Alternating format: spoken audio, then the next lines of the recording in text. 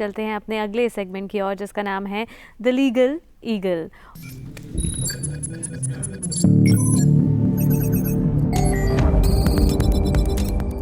और इसी विषय पर और चर्चा हमारे साथ साझा करने के लिए स्टूडियो में हमारे साथ मौजूद हैं एडवोकेट अरुण कुमार मिश्रा जी। नमस्कार सर, बहुत बहुत स्वागत है आपका इस सत्र में। और सर, सबसे पहला सवाल हम आपसे यही पूछना चाहेंगे, क्योंकि हम राइट्स की बात कर रहे हैं, संवैधानिक अधिकारों की बात कर रहे हैं, तो लीगल राइट्स कैसे इसे हम समझ सकते हैं? लीगल राइट बेसिकली अगर इससे शब्दों से आप देखेंगे तो कानूनी अधिकार, यानी ऐसे अधिकार जो हमें विधि द्वारा प्रदान किए जाते हैं उनको लीगल राइट्स कहते हैं। जनरली कानून और हमारे संविधान और जो हमारी कानूनी प्रक्रिया है, यानी न्यायालय द्वारा जो भी आदेश पारित होते हैं वो लीगल शेप में होते हैं और उनसे हमें अधिकार प्राप्त होते हैं। ये हमारे मौलिक अधिकार भी इसी शेप में आते हैं जो हमारे संविधान में हर प्रत्येक नागरिक को दिया गया है। जी मिश्रा जी, मैं आपसे पूछना चाहूँगा कि क्या लीगल राइट्स हर भारतीय नागरिक को उपलब्ध है? प्लीज़, हमारे देश में हमारे संविधान ने प्रत्येक नागरिक को कानूनी अधिकार दिया गया है। इसमें समानता का अधिकार है, स्वतंत्रता का अधिकार है, 6 प्रकार के हमारे लीगल राइट्स हैं और सभी नागरिकों को समान रूप से वो मिले हैं, बिना किसी भेदभाव के इनको दिया जा सकता है। जी सर, और सर ऐसे में मैं आपसे ये भी पूछना चाहूँगी कि लीगल राइट्स में और ह्यूमन राइट्स में क्या क्या बेसिक डिफरेंसेस हैं, क्या अंतर हैं? बेसिकली अगर देखा जाए तो जो आपके लीगल राइट्स हैं वो कानूनी प्रक्रिया के माध्यम से आपके पास आते हैं। बिल्कुल। और जबकि ह्यूमन राइट्स जो हैं वो आपको जन्मजात मिलते हैं। और ह्यूमन राइट्स प्रत्येक नागरिक को, और यहाँ खाली अपने देश में नहीं, दूसरे देशों में भी जो भी नागरिक, जो भी व्यक्ति हैं उनको सबको समान रूप से मिलता है। जबकि लीगल राइट्स जो होते हैं वो देश में जो हमारी सरकार होती है, जो वहाँ की न्याय व्यवस्था होती है, उसके ऊपर आधारित होता है। ये बेसिक डिफरेंस है दोनों। बिल्कुल सर। और सर, संविधान द्वारा जो हमें ये अधिकार दिए जाते हैं, जो फंडामेंटल राइट्स दिए जाते हैं, इसका हमारे रोज़मर्रा के जीवन पर या हमारी जो ज़िंदगी है उस पर क्या प्रभाव पड़ता है? कहते हैं बिना कानून व्यवस्था के कोई भी समाज आगे बढ़ नहीं सकता जी।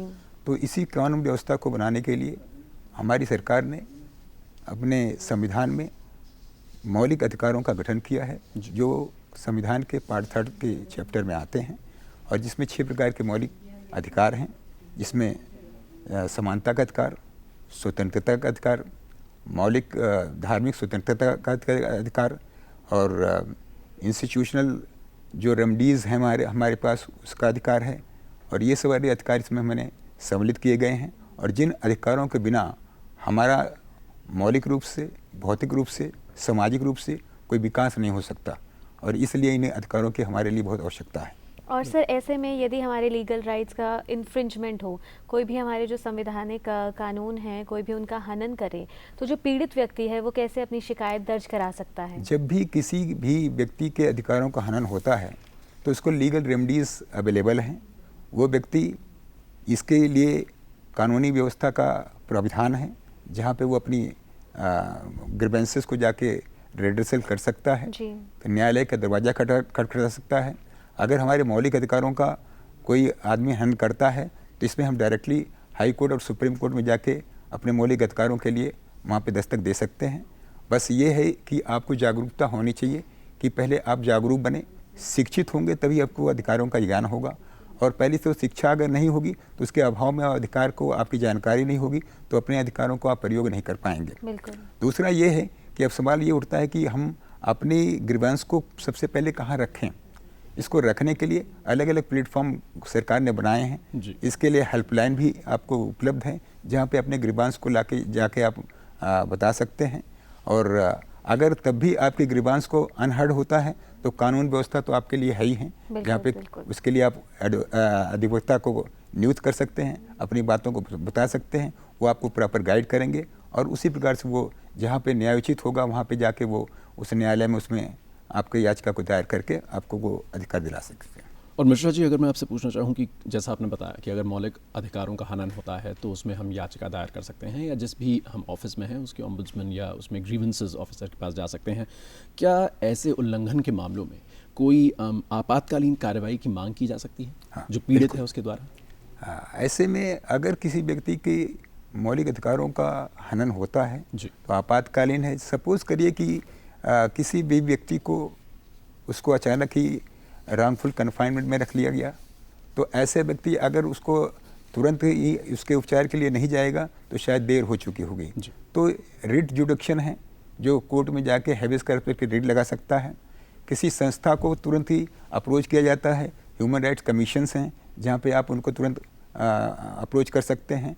जिस प्रकार से वुमेंस के लिए वुमेंस कमीशन बनाया गया है, ह्यूमन राइट्स कमीशन बनाए गए हैं, वृद्ध लोगों के लिए सीनियर सिटीजनशिप वो बनाया गया है, और पर्टिकुलरली आपके लिए इनके लिए सरकार ने हेल्पलाइन और हेल्प डेस्क का प्रावधान रखा है जहाँ पे आप घर पे बैठ के भी तुरंत ही आप नंबर डायल कर सकते हैं और आपको सुविधा तुरंत मिल सकती है इस बात की। जी सर, और सर ऐसे में यदि फिर से मैं यही पूछना चाहूँगी कि किसी भी व्यक्ति के जो कानूनी अधिकार हैं, जो हमारे संवैधानिक अधिकार हैं, उनका उल्लंघन हो तो क्या ये एक दंडनीय अपराध है? इसमें क्या कार्रवाई की जाती है और सज़ा का क्या प्रावधान है, उसके बारे में बताएं।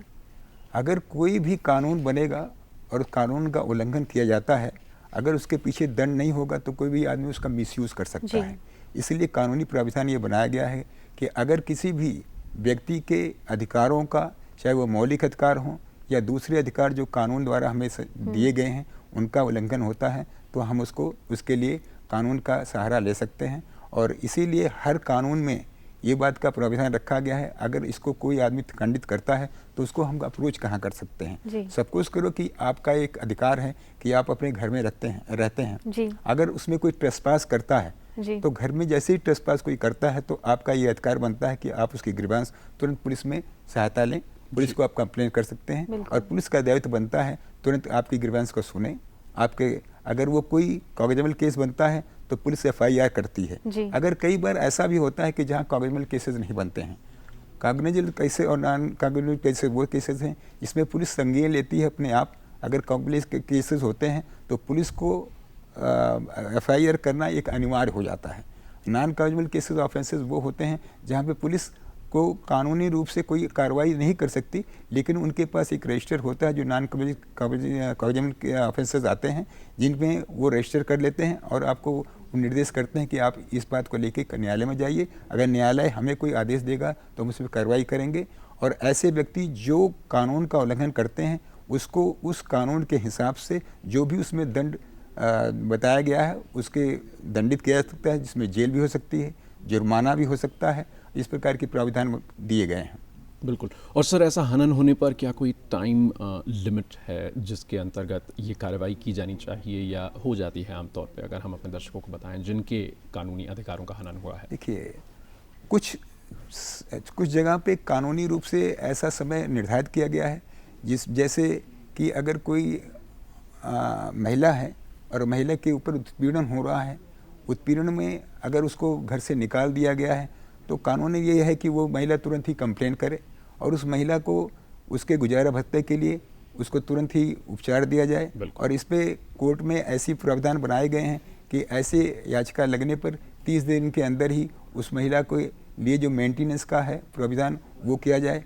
इसी प्रकार से अन्य कानूनों में भी कुछ प्रावधान रखे गए हैं, लेकिन कोई ऐसा यार्डस्टिक नहीं बनाया गया है कि उसमें ऐसे प्रावधान को कोर्ट को इतने दिन के अंदर हर केस को निपटारा करना है। खाली कुछ ही विषयों में कोर्ट को इस प्रकार से दिया गया है जहां कोर्ट ने कानून ने ये समझा कि ऐसी अनिवार्य चीज़ें हैं उन पर दिया जाता है। जी सर, और अब एक महत्वपूर्ण सवाल है आपसे कि यदि किसी भी व्यक्ति के कॉन्स्टिट्यूशनल राइट्स का इन्फ्रिंजमेंट हो, उनका हनन हो और वो व्यक्ति किसी भी कारणवश स्वयं के लिए न लड़ सकता हो, मान लीजिए जैसे हमारे दिव्यांगजन हैं या हमारे सीनियर सिटीजन्स हैं, तो ऐसे में क्या कोई और उनकी मदद कर सकता है? हाँ, बिल्कुल बिल्कुल सही कहा कि हमारे संविधान में इस बात का रखा गया है। संविधान में इस प्रकार की सुविधा रखी गई है जहाँ कोई व्यक्ति वृद्ध हो या मानसिक रूप से विकृत हो या विकलांग हो या स्वयं सक्षम नहीं है कि वो किसी अपने आप किसी कानून का सहारा ले सकता है, तो ऐसे में उस व्यक्ति से संबंधित लोग जो भी हैं वो उसके लिए उसके तरफ से एक्शन ले सकते हैं। और ऐसी संस्थाएं बनाई गई हैं जो रजिस्टर्ड संस्थाएं हैं, जो NGOs हैं, इस प्रकार की वो भी अपना कानून उस व्यक्ति के लिए कोर्ट में अप्रोच कर सकती हैं, उसके बिहाफ पे कानूनी लड़ाई लड़ सकती हैं, चाहे वो प्रशासनिक लड़ाई हो या न्यायिक लड़ाई हो, उसके लिए वो आवाज़ उठा सकती हैं। बिल्कुल, अरुण कुमार मिश्रा जी हमारे स्टूडियोज़ में आज हमारे बीच यहाँ पर उपलब्ध है और हमारे दर्शकों को इतनी ज़रूरी जानकारी उन्होंने दी दर्शकों के कानूनी अधिकारों के बारे में। सर, आपका बहुत बहुत शुक्रिया।